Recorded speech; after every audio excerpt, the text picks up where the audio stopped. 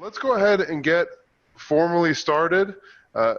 Thank you all for being here and welcome to Cincinnati's best ever real estate investor mastermind Zoom edition for May 2020. I have my buddy Ryan Naish here. A couple of quick disclaimers and notices. First, I will be tracking your questions. I hope you do have questions. If you could put them in the Zoom chat to all panelists, I will make sure that your questions get answered either right then or at the time that makes the most sense given the questions I'm planning to ask. A couple other disclaimers about Ryan. I am going to ask him to brag about himself. So if he comes off that way, it's on me. I'm going to ask him to tell stories that make him sound really cool and really interesting. So please don't take that out on him. Another thing, Ryan is a really close friend of mine. I love Ryan. He's a great friend. He is one of the good friends who's also a real estate investor that I can call so that he can talk me off the ledge in a deal like he did recently for me when I had to sell something for less than I thought it was really worth, and he helped me understand it was time to just go ahead and let go instead of holding on and potentially losing more money. So Ryan is, especially of my friends in the house flippers I know, the flipper who built his business to maximize his lifestyle in a way that other investors I haven't seen them accomplish the lifestyle that he's been able to have as a full-time house flipper.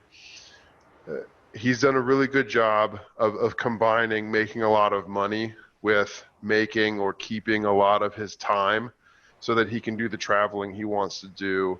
He can have the experiences that he wants to have, and his business, his house flipping business, does not force him to be local and checking on contractors and checking on houses, even when he's buying and selling them. Ryan, tell us a little bit about yourself. What was your background before you got into real estate investing? Okay, so I was actually, gosh, I bought my first house. I think it closed in like 2008 or 2007. And I was in sales at the time. I sold roofing, siding, gutters. I actually was like a kid fresh out of college, like knocking on doors. I got my master's degree in criminal justice, and I was in graduate school. And this guy who's a friend of mine from high school started his own roofing company, and he said, "Ryan, why don't you work for me?" I said, "I can't. I'm full-time grad student, no way." And he said, "Ryan, just make your own schedule. I don't care. Like, do what you can." And I said, "Okay, why not?" Because I was 1099, so he didn't care. I didn't cost him anything. So I started selling and really getting to know houses. Like I was up on a roof all the time. I was managing my job sites, making sure everything was going well. So I started this process of networking in the construction community. So I started that out through this sales job. And so I knew siding guys, I knew window guys, I knew gutter guys, I knew roofing guys. And, I just started learning a lot about that. And then also my mom had about 12 rental properties at one point in our life. So I grew up around it. And so then in about 2007, I bought my first house. So I guess you'd say my background before it was pretty close to, loosely already a little bit involved in property investment, just in the sense that I was around it growing up. We helped work on rental properties as kids. We were cleaning out houses as kids when my mom had a turnover to do. And then also just the sales world of selling construction, because I got a job of selling bathrooms for Bath Fitter. I sold all the roofing, siding, and gutters for Kaiser Siding and Roofing. And I just bought my first house. It was $17,000 in Northside. And it was a shithole. I mean, it just needed a lot of work. And I got in over my head. It needed, what I did was I paid cash for it because I was doing well in sales. So Why did you decide to buy a house in Northside? Or buy a house in general to flip? It's just like, I think I wanted a new experience. I just wanted to learn something new. It was something that I heard had, can do really well for people. A lot of people are able to make their lives be flexible. And at that point in my life, like that's all I wanted, was flexibility. And so I started out with that mindset, like I want my life to be flexible and free. And so I always had that mindset, and I was always working towards it. So Yeah. let's bookend this. Let's fast forward quite a ways, and then we'll fill in the stuff in the middle. I keep thinking of this story that you told me once about flipping a house while you were hiking the Swiss Alps or skiing somewhere in a mountain. Tell me that story. You were hiking the Swiss Alps and you ended up flipping a house while you were doing it. When was that? Okay, so I guess I have hiked the Swiss Alps. We did the Tour de Mont Blanc, which is 110 miles with full gear up and down the Alps. How long does that take? We did it on purpose. You can do it in 8 days. You can do it in 4. We actually did this on purpose. I'm telling you this. Like, we wanted to do this. So you can do it in 8, but we did it in 12 because we wanted to enjoy it. We stayed 2 days in Courmayeur, Italy, in the middle, and just kind of relaxed there. But you can do it in 8 days if you want, or even 6 if you really want to be crazy. But we spaced it out, and essentially, as far as that story goes, I was managing a rental property. I actually was interviewing tenants through Zillow. So I had tenants that were viewing the place. I just was texting my handyman and paying him hourly to let people in. Because what you do is you just set up one time. You set it up like an open house.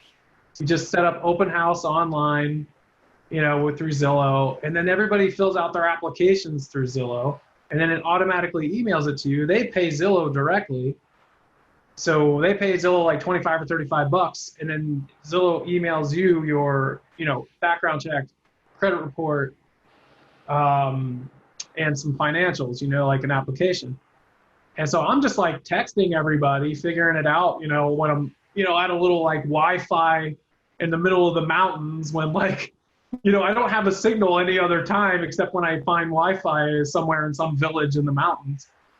And so I'm just like, cool, all right. And then I actually picked my tenant and I had him move in while I was, hiking through the mountains. So that's the story about the Swiss Alps. But then I was skiing once, and I have a manager who flips houses for me. We do like a profit share. We joint venture. And yeah, I'm going to ask about that soon, but go ahead. And I got to, this took time, right? You're building this network. Everything was started out like, just remember, I'm on the back end of that. Like you said, bookend. Oh, yeah, bookend. It was a lot of hard work. It was a lot of doing things yourself here and there, trying to get yourself out of the process as much as possible. But you have to learn about the process so you know what needs to be done. And I developed these networks over the years. And then eventually I found a guy who I trust. And I was skiing. I was skiing actually on the East Coast. And well, not on the East Coast. Of the United States. Yeah, closer to the East Coast. It was like in Pennsylvania. I think it was like Seven Hills or something. And I was skiing with some buddies. And my manager said, hey, I found this house. And he sent me video of it. And I just said, you know what? And I quickly ran the numbers because, I have access to the MLS. And I ran the numbers. And I was like, yeah, this will work. And I already had a network going with the wholesaler that sold it to us. So I just said, don't worry, I'll get you the deposit. And I signed all the paperwork through like, .loop or something or DocuSign. And then I was able to wire funds for the deposit. It was, with this day and age, you can always do stuff from afar. It's just not, it's a lot easier. So that's kind of that story. So I have, and then I didn't like, then I started another kind of like process of like, Oh, so the house was being flipped while I was traveling a little bit because there was that same manager. So I actually was using a handyman to let people into the rental property, and I was flipping a different house just as a normal flip through that manager. So, so I just funded it and he flipped it. That's essentially how that worked. Taking it back to that first house in Northside, how did that go? Tell us a little bit about your first flip. Oh my God. That house, man. I always called it the hell house. So as soon as I get this house, like obviously all the pipes are gone, you know, and after fixing it up, by the way, just during one like quick vacancy, somebody tried to steal the pipes, but luckily I had a contractor going in, and he happened to catch the person, and the person ran away. There was only minimal damage instead of a lot more. Let's see, I spent just so much money on this house because I didn't know what I was doing. It was like, oh well, yeah, I guess I should do this. I spent like $4,000 for a guy to replace my porch. And you know, in hindsight, I'm like, why the hell did I ever spend that on that porch? You know, and you just don't know these things in the beginning. And so remodeled it, got my first tenant in there, and I felt really bad for her. She was actually displaced by Hurricane Katrina a long time ago and was like looking, Wow. you know, so I was like, cool. And so I kind of lowered the rent for her just to get her in there. And within 6 months, the carpet was a different color. Like, it just was like, that house got torn to shreds, like cabinets broken, carpet was a different color, holes in the doors. During the renovation, how much of the work did you do yourself, Ryan? Oh, on that one, I probably did a little bit of work. Like I paid people for everything, and that's how I started the process of finding my networks. But I will tell you, I don't know why I did this, but this guy, the city came by and said, hey, your retaining wall's falling over. You need to do a new retaining wall. And so I met with him and I said, hey, can I do a sister wall next to it? And I said, I'll run some corrugated pipe to drain it properly, backfill it with gravel. And I did that by myself. We're talking like Wow. 25-pound Allen blocks, 40 feet long by 4 feet high. Wow. And I had to jackhammer in the driveway to lay a portion of the course, the first course. And the freaking bucket truck or whatever couldn't get up my hill, so they had to put everything at the bottom of the hill. And I had to I couldn't push a wheelbarrow full of Allen blocks because I'm not that strong. So I had to do 2 or 3 Allen blocks at a time in a wheelbarrow because that's as much as I could push. Man. And then push it up the hill, you know, and then I had to stack each one. It took me like a month. That was the craziest thing I ever did. Should have paid somebody. Yeah, I believe it. For those of you who have joined since we started, welcome. Thank you for attending. If you have questions, please do ask them. Put them in the Zoom chat under all panelists, and I'll make sure that they get answered. What about, so you're still working full-time in sales roles related to real estate and related to remodeling. After that first one, what next? How long did it take you to get money back? Did you need to get money back out of that first deal in order to buy the next one? So actually what I did was that first deal, I paid $17,000 cash for it. And I slowly fixed it up, you know, and paid cash for the remodeling over time. So I had a good sales job. I was making good money at that. And I just kept any extra money I had, I just invested in the house. And because it was a paid off house, I was able to get an equity line on it. So I got a HELOC on it. And so that freed up the capital while I collected rent on it. Because at the time I was like a 20-something. So I just lived with my buddies in an apartment. And I only paid $300 a month. And then I rented this place out that had, you know, no mortgage for $750 a month.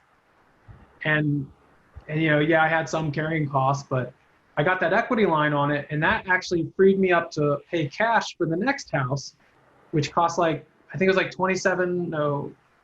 maybe $27,000 for the next house in Silverton. Back when Silverton, you could get a house flip for $27,000. That was a long time ago, of course. It needed a lot of work, and I actually did some work on that one too. I refinished all the hardwood floors by myself. It was a 2-story house, about 4 bedroom, just a Cape Cod though, so not huge. Did you buy that for the sake of selling it, like what we would traditionally consider as a house flip? Yes, that one I flipped. That one I quickly got everything ready. I sold it for a profit, paid the equity line back down to 0, and then used it again on another house. So each time I did that, like I just kept reinvesting all the profits. And now I didn't do like a 1031 exchange or anything like that because I just wasn't fast enough, and I wasn't like that good at it yet. You know, I was like still like learning stuff, and so I didn't do any like exchanges. But I just like when I found another house, I reinvested it. And so I didn't go buy a fancy car. I didn't go buy a big house. Like, you know, I just kind of kept reinvesting. So you're flipping these houses one at a time using the HELOC on that first house, which you're still renting. You're still working a full-time job and living in an apartment with buddies. How long was it? Two kind of timeline questions. I'm going to ask them together, and then you can answer them separately. How far into house flipping did you get before you left your job and started doing it full time? And how many deals or how long did you go before you started doing deals that required you to borrow money for purchase and rehab? So I was the kind of guy who was like big on cash for my own properties. In hindsight, maybe I should have gotten more involved in finances, in financing projects. But I eventually was just paying cash for all my own deals, and I was able to keep up with that with just my own cash because I still had full-time jobs. So so I would say probably 2016, 2015, I quit my full-time job and flipped houses full-time, but I got my real estate license too at that time, and I started like being a real estate agent for friends and family, and then also I was, you know, flipping houses. So I flipped like maybe 3 or 4 at a, you know, like here and there. Maybe I had 3 or I think at the most I had like 3 projects going at the same time. So, and that was like with a manager, and then me managing one while a manager managed another, and then maybe having another in the pipeline. And you were doing all of that with your own cash? Yes, I was all with and that my was own and that was all cash that you built up from the flips you had done over the previous several years? Yeah, I had a full-time job, but I always reinvested it. You know, I always put it back into property. I didn't spoil myself, and then eventually I was also able to like be somewhat flexible in some of my sales jobs. So I started traveling, enjoying life. And that was kind of like my whole perspective was like, at that point in my life, like, you know, I'm in my 20s. I just want to explore the world, and even into my 30s, that's what I wanted to do. So I started traveling with friends. Like once I quit my job, and I just kind of started traveling with friends. We went, and I would just have things going on while I was gone because I had built the network up enough over time. And then with digital, the whole digital age, you know, that, gosh, it's so many ways to not be there and get things done. And yeah. Ryan, the last time you were in Thailand, how long was that vacation? And during that vacation, how many deals did you have going on? So I was gone for 18 days, and I had, during Thailand, I think I just had like, just at that time, like probably like 1 or 2 going, I think I had 2 going on. Like one was just about to list, and then another one was like starting the project. So you could say 2 going on. Gotcha. So with, you know, 2, 3 maybe projects going on, and understanding that you're using all of your own cash when you buy it, do you know what your average profit was per flip?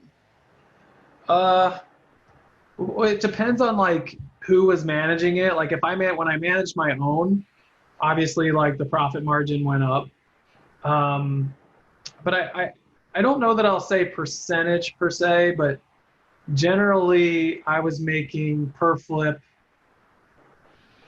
like 17,000 bucks, probably about $17,000, somewhere 17 or 18 grand each would probably be a safe average.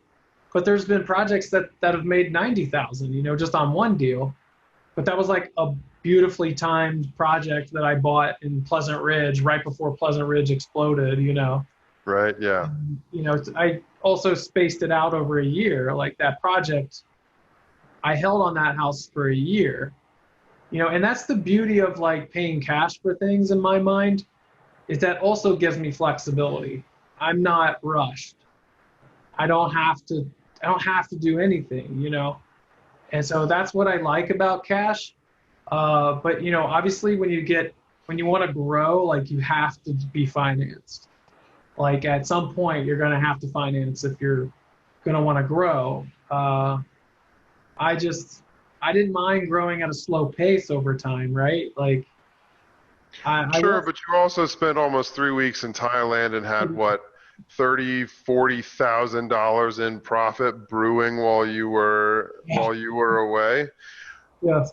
That that still sounds unrealistic, and I think part of not because you're lying, because clearly you're not, but I think there are a couple of things. There are a couple of things there that are a disconnect between the way that you operate and the way that a lot of house flippers I know operate.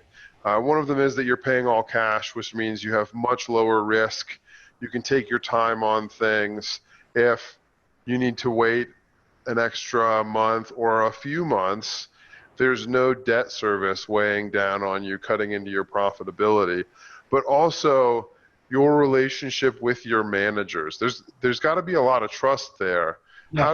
How did you get to the point of having that much trust with your managers and your managers having that much trust with you that you were going to fund everything? How did that happen? How did you get to that point? Well, I guess like my advice, like if someone wants to do that, it's like start out small, keep the risk low in the beginning. Word of mouth, like a wholesaler actually told me about this guy, and then I tried him out on a house, and it went fine. Like it went good, and me and this guy have done like probably 6 houses.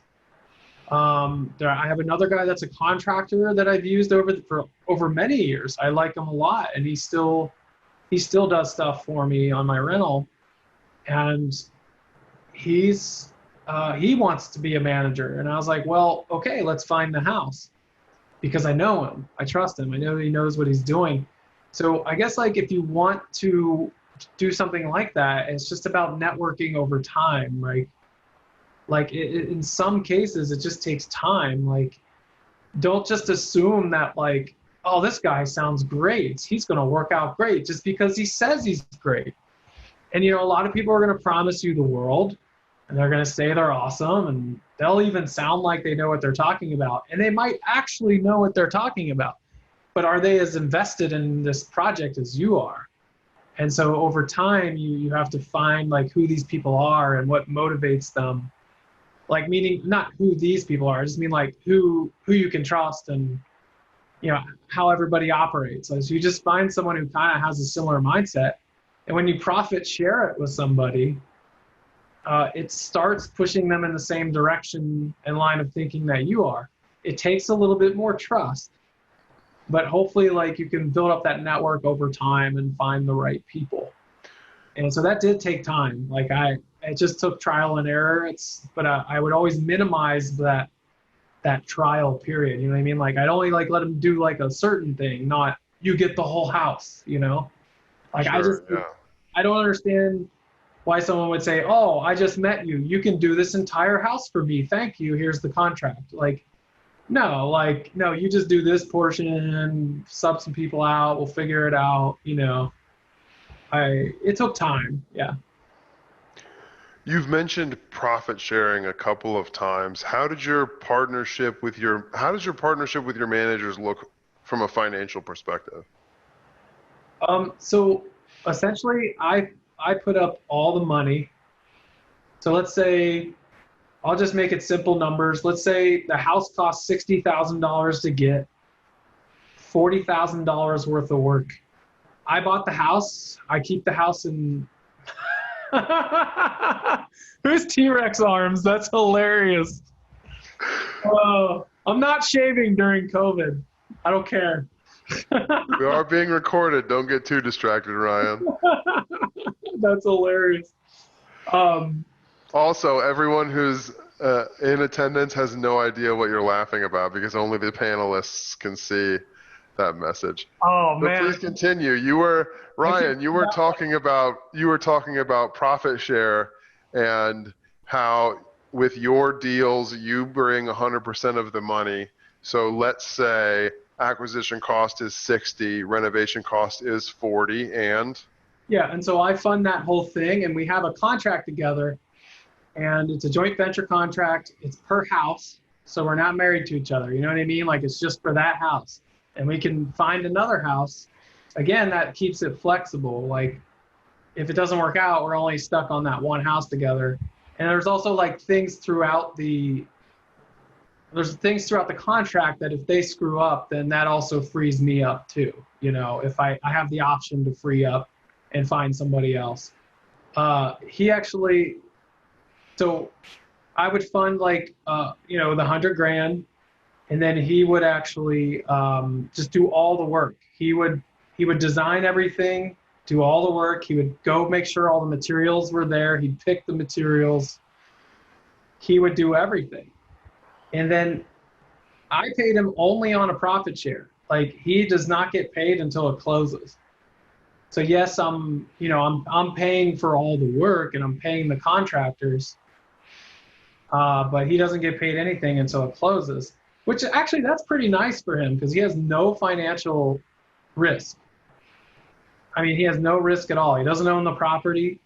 He doesn't have any risk financially. He's not putting any money into it. And then we just go on a profit share. Once it closes, I pay myself back for everything. I pay the realtor, whoever that might be. And in my case, it was me because I have my license. So we figured out some type of real estate fee for me as the listing agent. And that came out of then the profits came after that. And so whatever we agreed our profit share was, that's when we split it. You know, whatever the profit split was that we agreed on, that's where that's what we would pay. I would pay him out of closing, out of the profit. I wouldn't pay him from the closing. I mean, I would receive all the money at closing and then pay him a separate check 10 days after closing just to make sure there weren't any 10 days after closing. Yeah, just so a couple of questions. How much is your manager getting paid then? How much is he getting paid? I mean, it depends on the manager's involvement. The managers, just how well do they know what's going on? Are they very knowledgeable and are well connected? Can they get things done very quickly? And I do put a timeline on the joint venture contract. So it's not like a straight 50-50 split on profits or 60-40 or? It is a straight split, but I just, I don't want to say, Sure. The split depends on the quality of the manager that you're working with. Yeah, and I'm always open to new managers, so it's just I don't really want to say a split because some managers, they're not. That's totally fair. How many houses are you involved with a contractor on before you give them full reign to design decisions, hire all the subs, and you fund all of it? How many deals are you in with a contractor on before you give them that kind of agency? So actually, I was lucky in one sense. I was able to find a house that was a pretty straightforward job. It was literally paint, refinish hardwood floors, put in a couple light fixtures, and put it back on the market. Wow. So, I try to find deals that are simpler. And that's how I get to know the guy, if that makes sense. Like, and I'm not going to put him on someone I'm just meeting on a new deal where like we're tearing out a load bearing wall and we're completely opening up the floor plan. And, you know, I just not, you know, I try to find simpler projects so I could still profit share with him. It just would be on something that is really hard to screw up. Like, even if you do screw it up, we could easily get in a different painter and fix the paint and get a different flooring guy to fix the floor, you know. It was just such a simple, it was a house that sold after flip for $75,000 in Price Hill. You know, the house was like in condition. And this dude, like, the dude that we bought it off of was an older guy who just took perfect care of it. And it had like new roof, it had like new windows. I mean, newer windows, but the guy took such good care of it, they looked brand new. You know, I don't know the exact ages. I honestly don't know the exact ages, but everything just looked brand new. And so we just had to spruce it up. And it was a great house. It was in really good condition, brick home. So, you know, certain deals, that's what you're looking for. Or like maybe the deal, a simpler deal will make it easier to establish this relationship with someone. So it seems like a combination of factors in the way that you decided to build your business and to invest is what has led to you having a business that provides for a lifestyle that doesn't need you working in it day to day. There are several things, I'm sure, but the two key things that I'm hearing is, number one, building up cash reserves so that you can pay cash for your deals and not have carry costs and not have to worry about those things and be able to cut checks whenever you need to, not having to wait on a lender or draws. A combination of having the cash instead of spreading yourself thin over multiple flips and needing loans, and building relationships with people to the point that you're willing to let them manage the rehab where they're doing the design work as well as hiring the subs and picking out the materials. That's a pretty powerful combination when it comes to letting you travel the world while houses are being flipped in your name in Cincinnati. Yeah. Do you have any other fun travel stories from that time? So like, I don't know, my friends always hate me when I tell these stories, but I know. That's why I started with a disclaimer where I said I was going to tell you to brag about how great your life was. We'll get to that in a second. But how great your life was when this is what you were doing for your full-time job. But I want to hear one more story, and then I got a couple more questions. Oh, okay. I don't really have like a one that will. I don't really have like any. I think I kind of like told most of them pretty much, like real estate related, you know. But I guess like I don't want to. The way that I did all this is I didn't rush into things. Like I started out small, and I slowly over time kept reinvesting. I didn't like do anything extravagant in the beginning.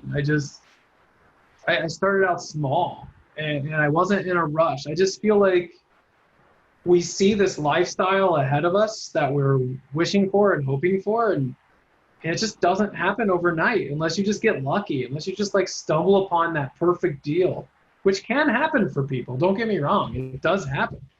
But you got to be out there working and going for it to get lucky. You know, like, you know, success.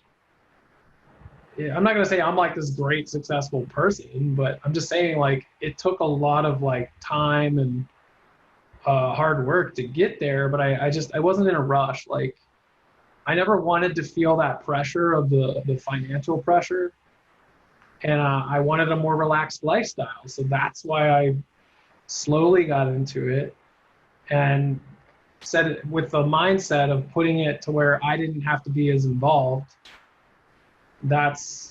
Which is weird because like gosh, you could call me a workaholic almost, because like I love work and I love projects and I love having things to do, but I also like being efficient. And so I had like this mind of efficiency, And then in my, 20s and early 30s, I just wanted to explore the world too. So I always tried to travel. Like I went to Peru and like hiked the Incan Trail, and luckily nothing crazy happened, back home. Like I'm always messaging from afar. Like I'm always like checking in and messaging things on things, and but if you have like a lot of projects that have all these deadlines, especially if you're getting loans, like it becomes very hard to travel. You've done some things that have really set you up well for that kind of lifestyle, and that is success. You have to admit, to some degree, you are successful. I'll say in 2016, I read The 4-Hour Workweek by Tim Ferriss for the first time. I've read it a few times since then, and this is for you attendees.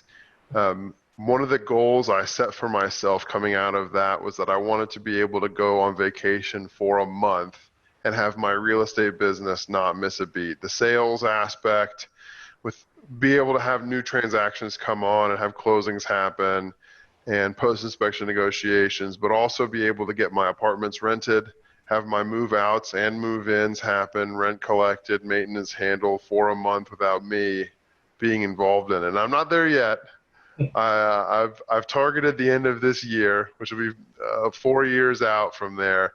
But it's a great book, The 4-Hour Workweek by Tim Ferriss. It's a great book for putting you in the mindset that will help you to find ways to create the lifestyle where you can take your girlfriend or significant other on a vacation around the world for a month and not have to worry about not having income while you're gone. Isn't that right, Ryan? Yeah, I was actually, the longest I was gone was probably 2 months. And that's just because, like, man, I just don't want to be gone for 2 months. That's like, that's a lot. That's a long time to be gone. But it's fun. For real. So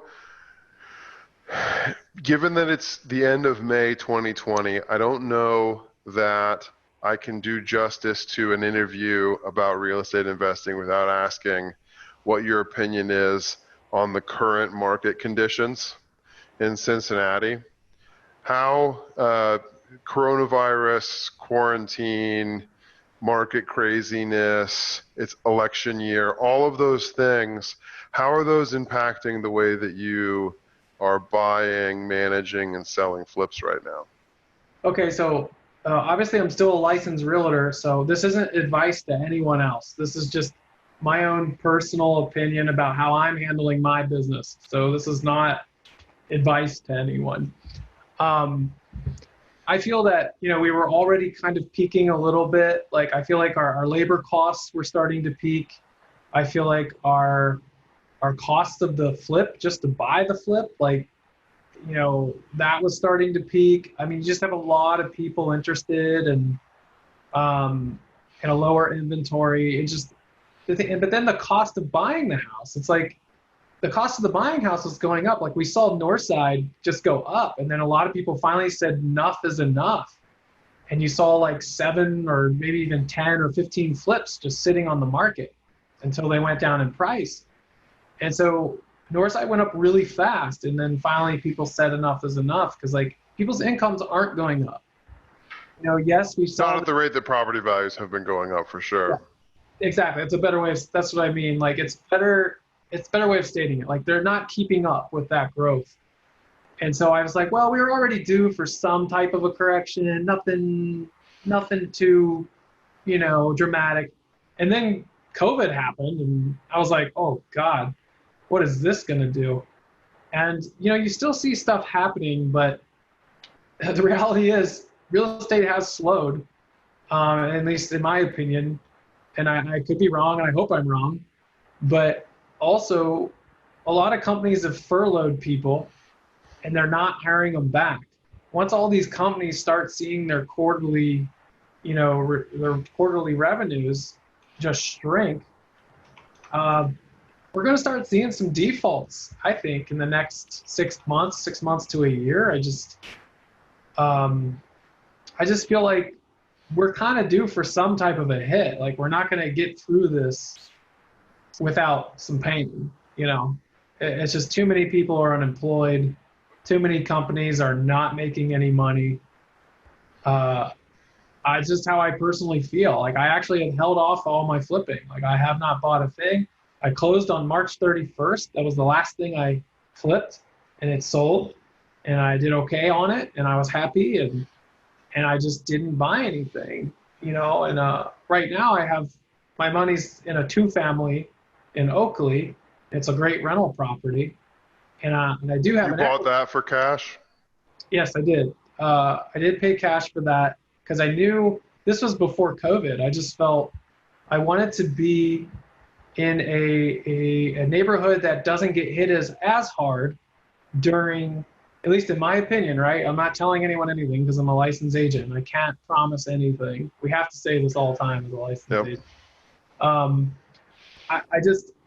not promising anything, but I'm just saying, like, you know, neighborhoods like Oakley and Hyde Park, like, they did not get hit as hard during our last crash.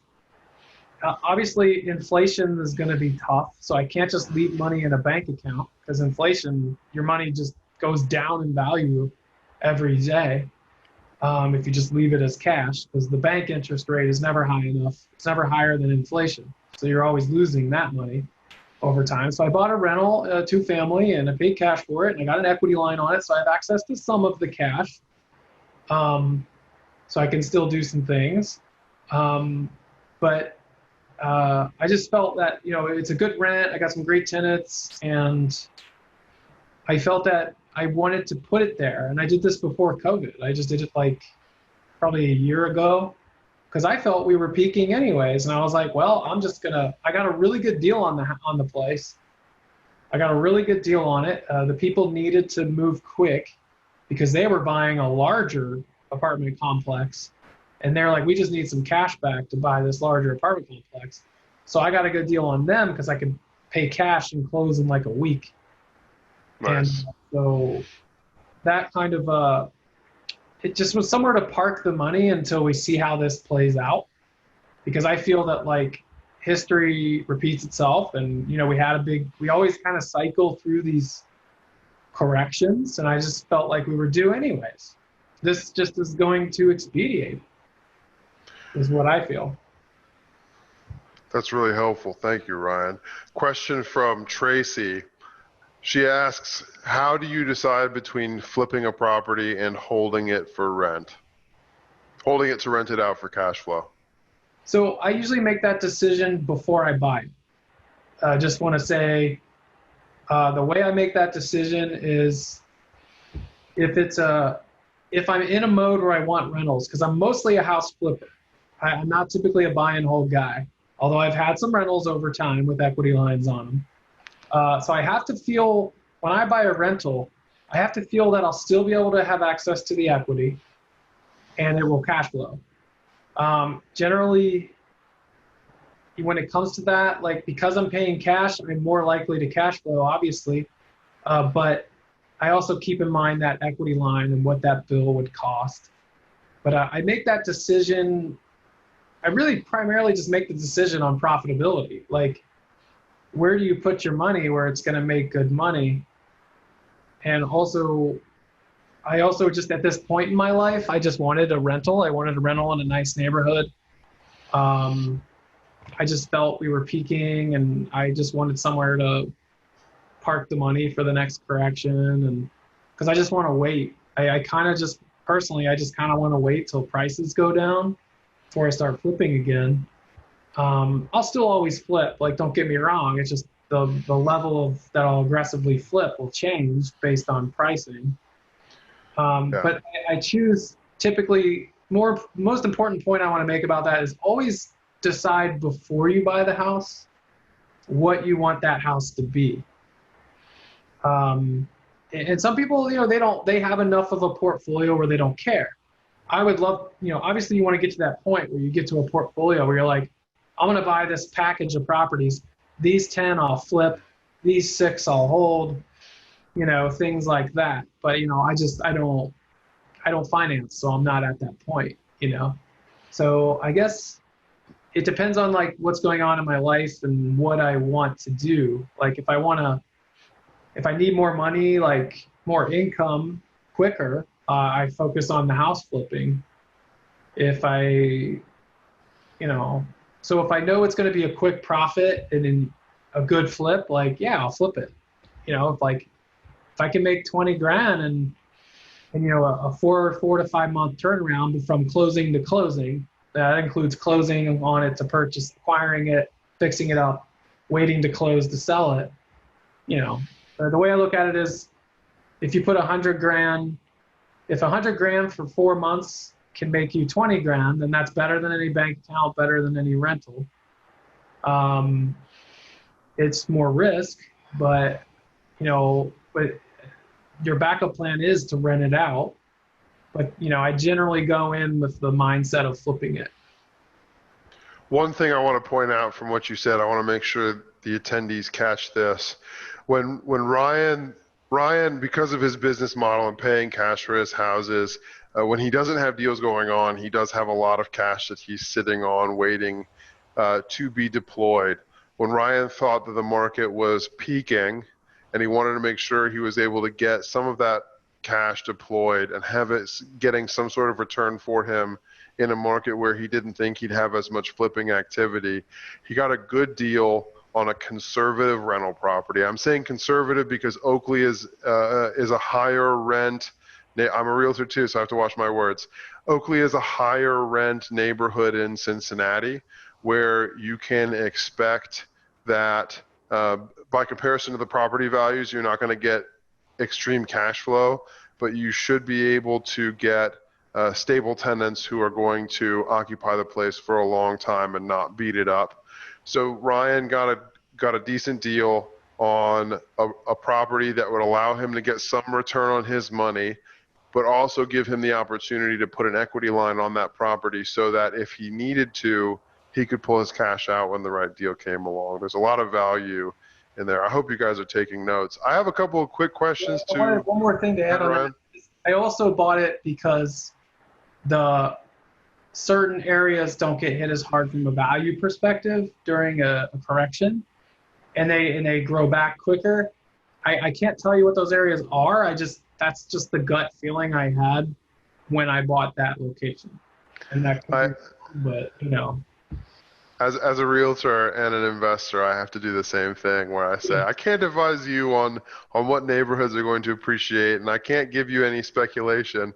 But here's where I've put my money over the last few years, and you can just take that for what it's worth, grain of salt or whatever. So I've got a couple questions to wrap up with Ryan here. Please take this as an opportunity to think of the questions you want to ask or to get them typed.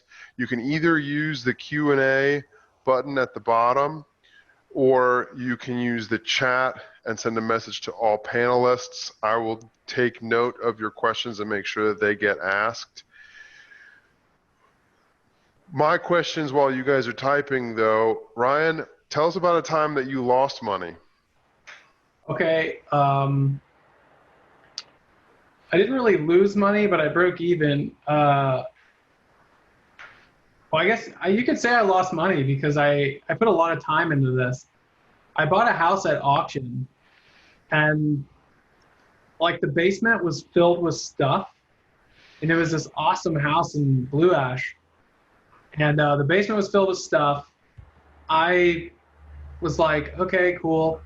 I've never done an auction before. I was younger, and I just was like kind of excited. I got caught up in the excitement, and it's just stupid because like I don't want to admit this, but I feel like I had this weird inclination to win like that day, and I just was like, no, I'm gonna get this, and I just kept bidding, and it's like I should have stopped. Like I wasn't very disciplined about like saying no, this is my cutoff. Had you been able to see the interior of that auction house? So I got to walk through it, but the basement was filled with tons of stuff. And so I bought it, and then when I, of course, acquired it, and I got to look at it again, all the stuff was out of the basement. Well, there was actual structural issues going on. Not horrible ones, but there were structural issues. There was a structural issue going on. So I of course, disclosed everything. I wasn't going to lie about it or try and hide it. So I got a structural engineer in there. I fixed it. I disclosed it to the next buyer, and I sold it off market. Um, in hindsight, I probably should have listed that. I probably would have done better. But I just like, I wanted to move on and do other things. It was tying up some cash, and I just was like, you know what? I just want to get out because I got other projects to do. Because the longer you tie up that money, the less, the more opportunity cost you lose. Or, you know, the opportunity cost, you know, like you're just, what else could I be applying this to? So I just took it at a break-even price. I disclosed everything because I just wanted to legally be safe. Like I didn't want any issues coming back on me, and I don't ever want that. So like I just disclosed everything. I told them what was going on. I fixed it, and they bought the house knowing everything, and then I basically broke even. So, but I spent a lot of time, so it's really like I made $0 an hour. So I feel like that's, you know, that's a loss. But I learned a lot, and you know, I was able to move on and keep rolling along. So, yeah. Awesome. I've got a few. Thank you for sharing that story. What neighborhood was that house in? The Blue break-even Ash. auction house It in was, Blue Ash. yeah, it was a Cape Cod. Which school district? Sycamore. I can see then why you got eager at the auction. Yeah, that's why I was eager. Well, you know, I just, you normally don't find deals in Blue Ash even back then, so it just kind of. Yeah. A couple of questions from our attendees. As a newbie investor, we got a couple of newbie investor questions here for you. Cool. How should I fund my first flip? Well, if you want to do it now, I mean, Cash is going to be tough. There are no houses in Northside for 17 grand. it's like there's no, the pricing's so different right now. Like I was a newbie getting into it when it was really cheap. Like that's when I got into it. And you know, we are at risk of having a very cheap market soon. But, and that's honestly, that really is my personal opinion. Like, I don't know what's going to happen. Like, I really don't know. And like to a new investor, it's hard to say, like, are you willing to sit on it for like, you know, 7 years, like, and be okay just in case, you know, just in case you pay for it, you know, you're probably going to have to get it financed unless you got the cash lying around. You could do a hard money loan, which would be scary because the market could drop. But maybe you get it like financed with a business partner, you know, like make a partner up with somebody, or try and find, maybe you have a family member that can play banker for you, or you just get a normal mortgage on it. If it's in a decent enough condition to get a mortgage, like if it's livable and it has like, it's livable, but so the bank will still give you a loan, but then all you got to do is the updates, which is going to be hard to find because there's so many cash buyers who want that too. So they're always going to win. I feel like the way the market is right now, it's very tough to enter it. I feel like it's very tough. I'd like to jump in and answer this question too. Clearly it's not 2007, and 17 grand isn't going to get you a house the same way that it did back then. One thing to consider though, first you should start with what your financial goals are. There's a strong possibility, especially right now, that house flipping is not the best investment strategy for accomplishing your goals as a new investor. So figuring out what your financial goals are and a deadline for accomplishing those goals. I mean, if you're trying to leave your job day one, like you want to quit by the end of June, you're going to need to take a different set of actions than someone who's building for retirement or trying to pay for college for their daughter in 17 years, or who's looking to be able to replace their income in 5 to 10 years. So consider first what your goals are. Second, depending on the market, by market I mean region, and then where we are in the market cycle, the current market moment will do a lot to dictate where the deals are that make sense for you. Whether or not now is a good time to buy a flip, to be holding for a rental, whether it's a better time for you to be deploying some other strategy. It's going to be a lot harder to start in flipping with as little money as Ryan did. Another thing that he said, though, don't underestimate the value of good partnerships. What they say on the Bigger Pockets podcast all the time is half of a great deal is better than no deal. Keep in mind that if you can develop the skills that you need in order to be trustworthy with another partner's capital, that can be another way to get into flipping. There are people who have 300, 400, 500 grand who are looking to get it invested and are looking for, not that this is a direct shout out, but who are looking for people who can manage their deals for them. Another question, if you were starting over right now, Ryan, looking for off-market deals, and you had a marketing budget of $200, how would you spend it? I would spend it on, I'd pick a neighborhood and I'd just flyers. I try to find cheap flyers and just flyer it and then go meet with the people and pay cash or connect someone who does have cash to that deal. I basically do what wholesalers do. That's probably what I would do right now if I were if not at this exact moment, but that's probably like how I would try and find an off-market deal. It's just flyers. Basically do what wholesalers do. Yeah, if I had a $200 marketing budget, I'd be doing more legwork. And I'd be doing a lot more to convert my time into money. Driving for dollars, very similar to what Ryan said about if I had a $200 marketing budget, I would beat pavement with flyers because flyers are cheap and I can beat a lot of pavement with $200 and some stuff I printed off of my HP printer at home with a good stapler to knock them onto light poles. What are your talking about the current market with the coronavirus pandemic going on?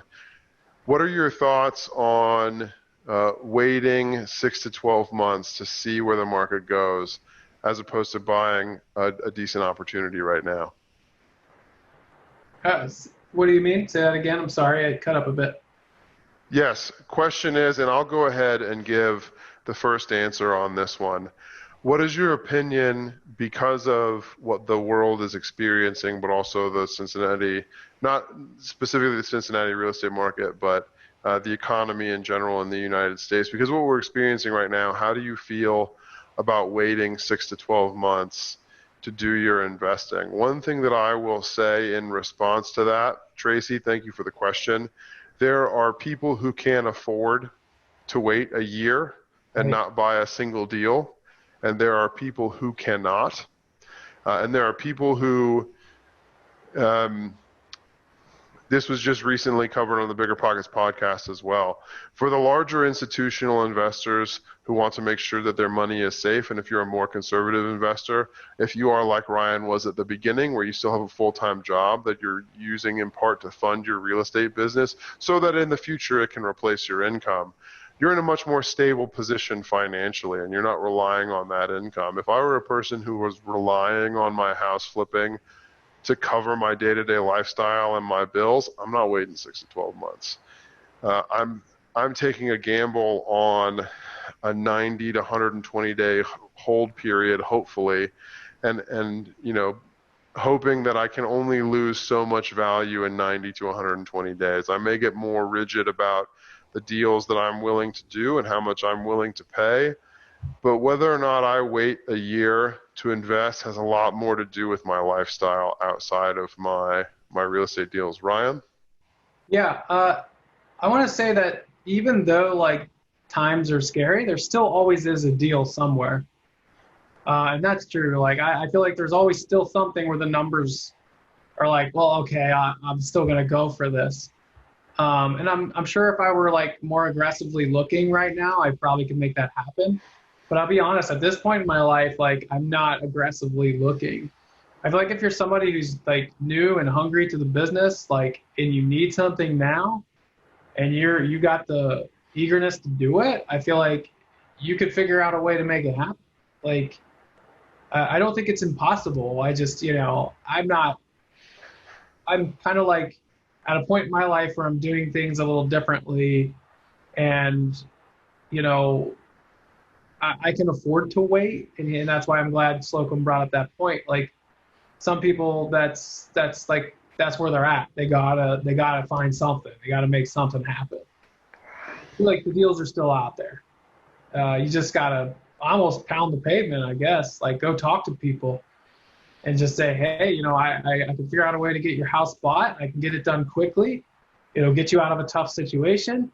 And if you feel like you really trust the people, you can say things like, hey, you can live in your house for an extra 3 months at no cost until you figure out what you're going to do next. A lot of builders will do that.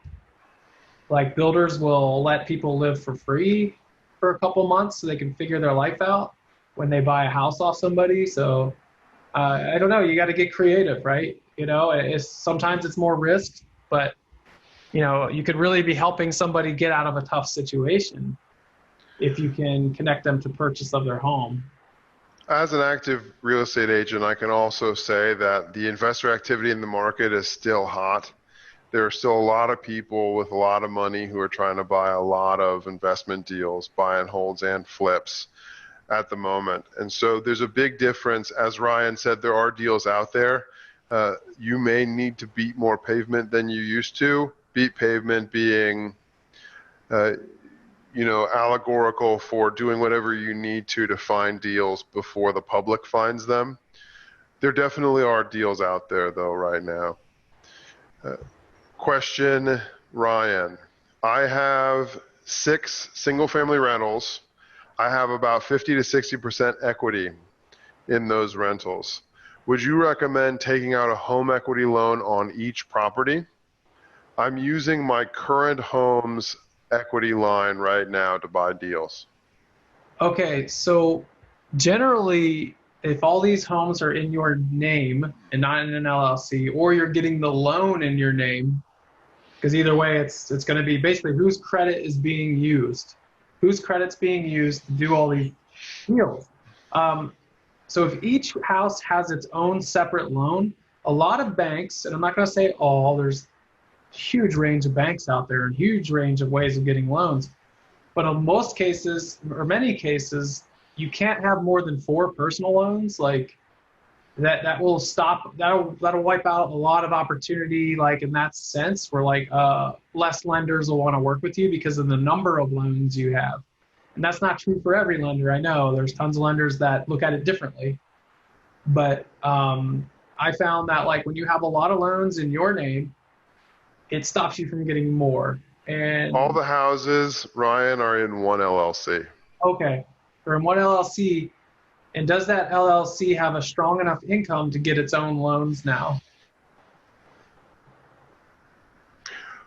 Jumping in on this one as well, you may want to consider, with as much equity as you have, I don't know how you bought these houses,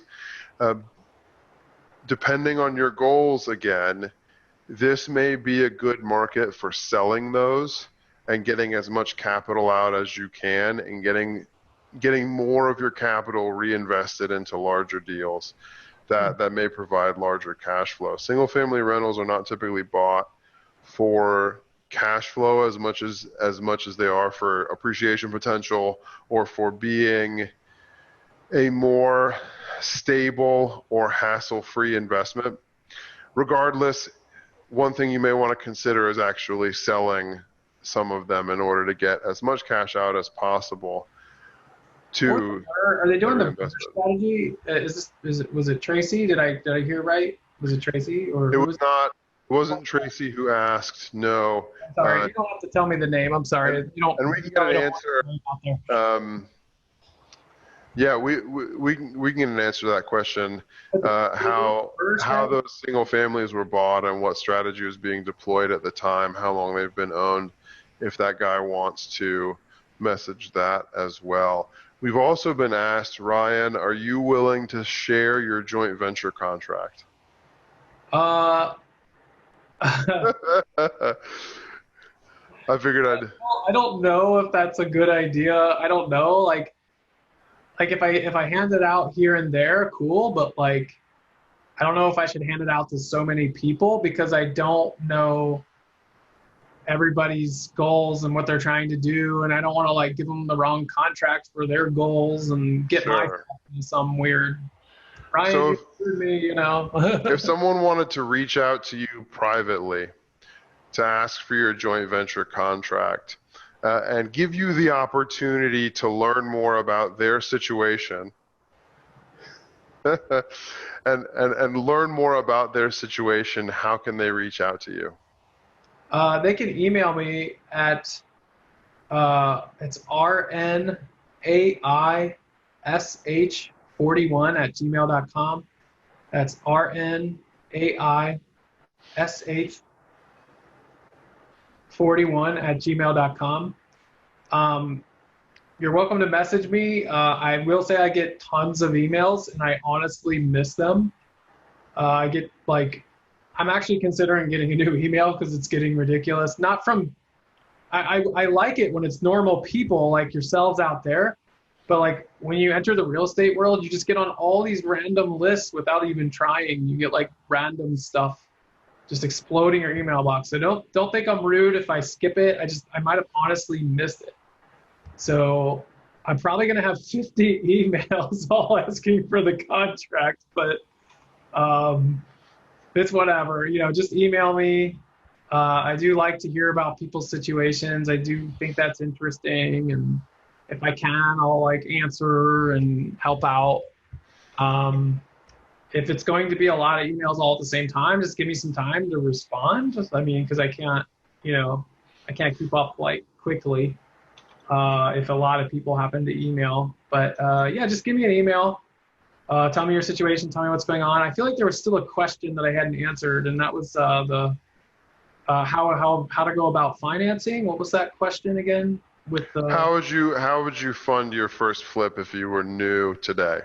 Oh, not that one. It was the I have all this equity in about 5 single families, because it reminded me of this guy who talked to me about the BRRRR strategy, where he basically only bought like single family blue collar brick homes.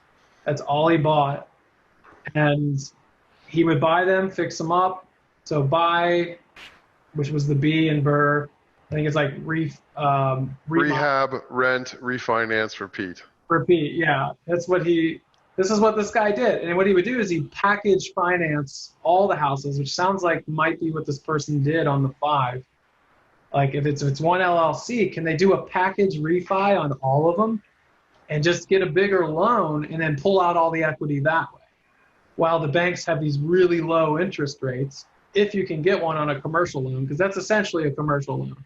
They're I don't know which banks do it, but some banks will package all the houses as one deal and then pull out all the equity to buy more.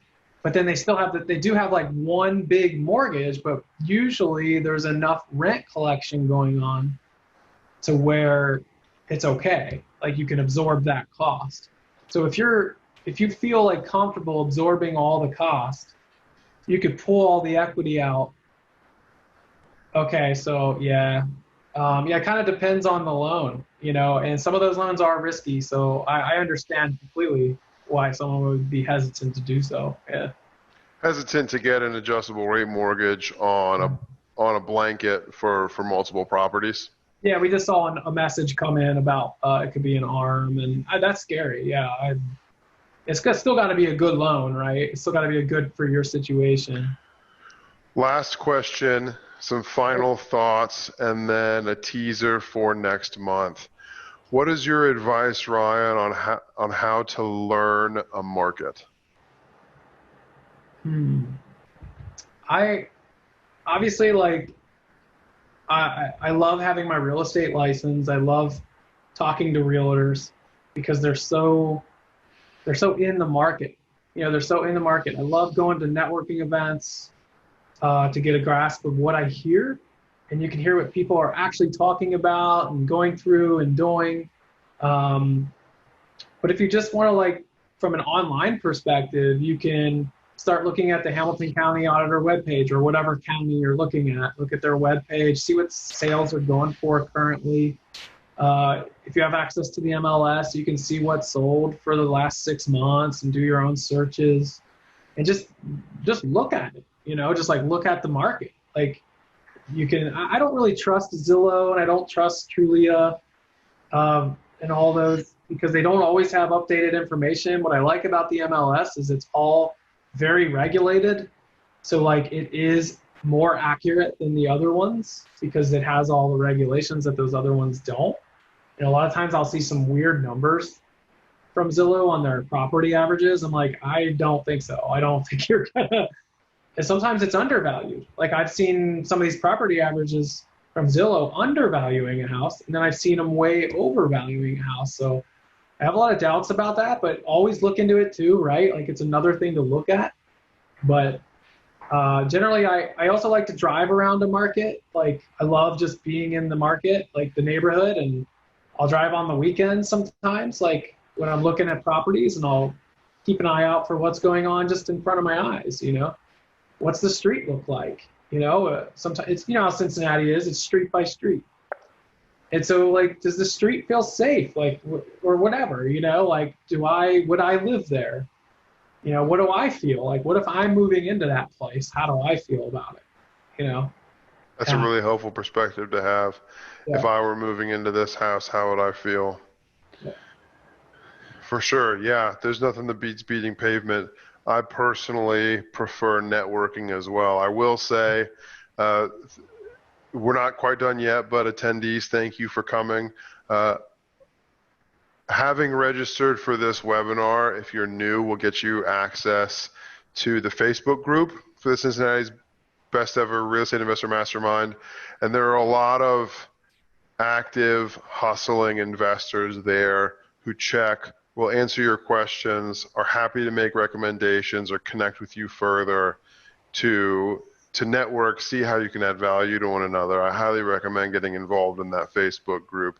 Whether you're looking to flip for lifestyle like Ryan, or you're looking to use another fancy acronym like BRRRR, or you just want to get into real estate investing and you just get your feet wet and you're not sure what you want to do yet, that's a great place for you to go. The big three takeaways from Ryan for me from this conversation have been to take your time, don't rush into anything, and build your business in such a way that it allows you to be patient. One of the ways that Ryan has worked that out is by having cash, and having cash does a few things for you. If it's in the bank, if it takes a while for you to find a good deal, you've got cash in the bank, you're going to be fine. If things start to go sideways, you don't have the debt service, you have really low carry costs on a property. If you have to hold off and wait, you can take your time because you don't have expenses eating away at your profits. Paying cash allows you to be much more flexible. Another thing, third point, for flexibility, develop good, strong partnerships with people who can get in alignment with you and your goals and can fill in the gaps that you don't want to fill yourself when you're investing. If you're a Ryan Naish and you want to deploy capital but not have to be on site every day, find the person who needs the capital and wants to be on site every day and is ready, willing, and able to earn your trust. That goes both ways. Quick question, Ryan, what does your life look like now? I knew you were going to ask this. So I just recently moved to California. About 2 years ago, I met my girlfriend, and we've been together for, well, actually it's over 2.5 years. So we decided to move to California. She got a great job out here, and it's like her dream job. And so I thought, well, what can I learn about the California real estate market other than it's really expensive? I live in Palo Alto, which is about 35 minutes south of downtown San Francisco. That's without traffic. With traffic, it's like an hour and a half. But You have a 2-bed, 1-bath apartment, and how much is your rent? nah, man, come on. You don't have to answer that. You don't have to answer that. 2 bed, 1 bath. Yeah, I love it here. It's beautiful. We go hiking all the time. But I actually, Work-wise, what are you doing work-wise? yeah, the best part about this, I'm getting my real estate license out here, of course. Yes. But I'm a person who likes new challenges, and I Need wanted, something to do. and I like new challenges. So I decided to get a job at Amazon. I work in HR at Amazon. I am now a 9 to 5er, and honestly, I love it. I know I just got into it, and I sound like a jerk. I love it because I know everybody hates it, but like I just I wanted a new challenge. I'm still gonna get my real estate license. I take the exam in June. I'm always gonna be investing in real estate. I just want it to be passive, and I really kind of I really enjoy what I do. I give people jobs. I hire people. We're hiring like crazy in an economy where so many people are losing jobs, and I'm like hiring people all the time. So it's a really good feeling. I'm interacting with people, and I really enjoy people. I enjoy connecting people to success, which is why if you email me, I'll probably answer. Um, and